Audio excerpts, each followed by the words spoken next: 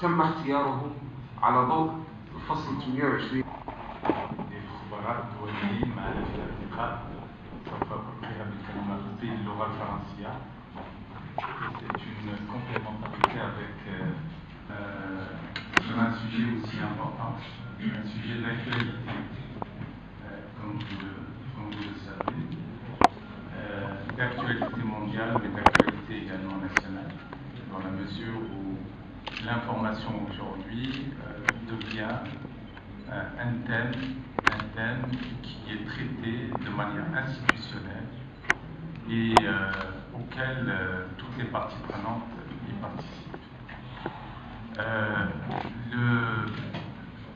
Les canaux également sont très importants et on l'a vu ces dernières années, et surtout ces 2 dernières années, que l'Internet a joué un rôle fondamental dans la métamorphose de plusieurs systèmes politiques comme différents régimes.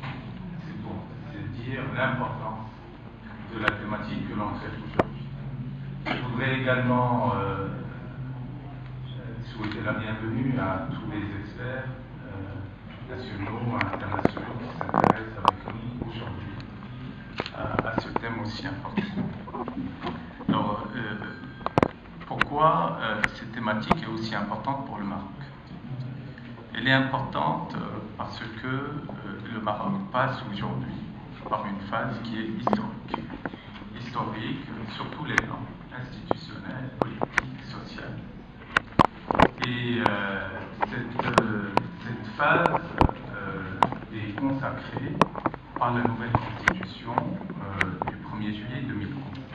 Cette nouvelle constitution est considérée, qu'on peut considérer comme une nouvelle génération de réformes royales pour consolider et consacrer l'état de droit et des libertés. Alors, bien entendu, on peut se dire renforcer l'état de droit et des libertés. Le 3e pilier très important aussi, c'est le renforcement des instances de gouvernance. Et là, quand je parle des instances de gouvernance, je parle de tout ce qui est droit de l'homme, le Conseil de la concurrence, l'instance chargée de la lutte contre la corruption, et j'en passe. Et ceci, bien entendu, pour pouvoir préserver tous ces droits, libertés, et d'avoir, bien entendu, toutes les conditions qui puissent consolider les acquis démocratiques et les démocraties dans le futur.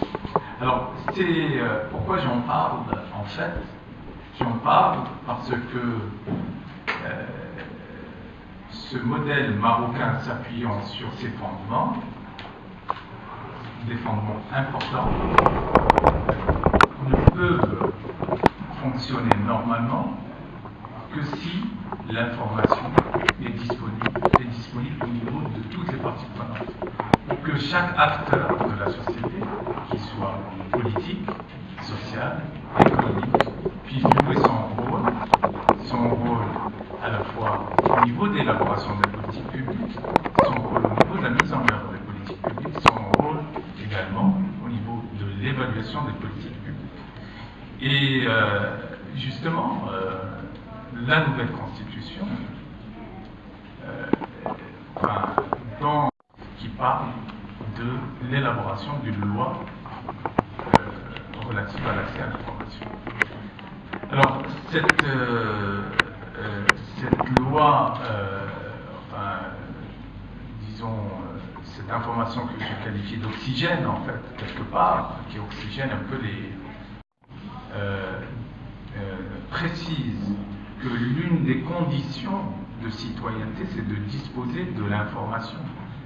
C'est que le citoyen puisse disposer de l'information dans les meilleures conditions possibles. Bien entendu, les efforts faits en matière d'accès à l'information ne sont pas nouveaux.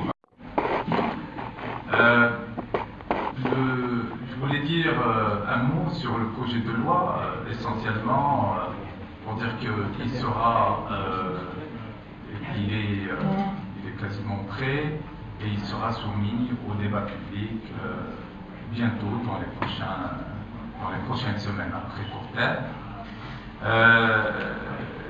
L'objectif de ce débat public, c'est de s'inscrire dans une démarche participative, parce qu'en somme, ce projet de loi, il a pour objectif essentiel de répondre aux attentes de toutes les parties prenantes de la société.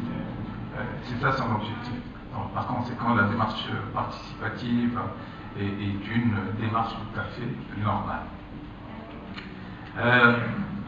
Je pense que, et nous pensons que l'accès à l'information n'est pas suffisant non plus pour pouvoir prôner toutes les valeurs dont j'ai parlé.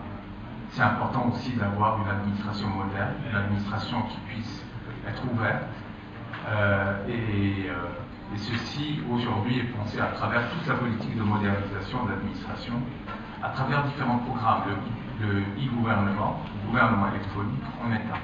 Aujourd'hui, il s'agit à la fois d'ouvrir l'administration vers les citoyens, mais aussi de proposer des services de qualité aux citoyens à travers la simplification des procédures, la dématérialisation des procédures et j'en passe.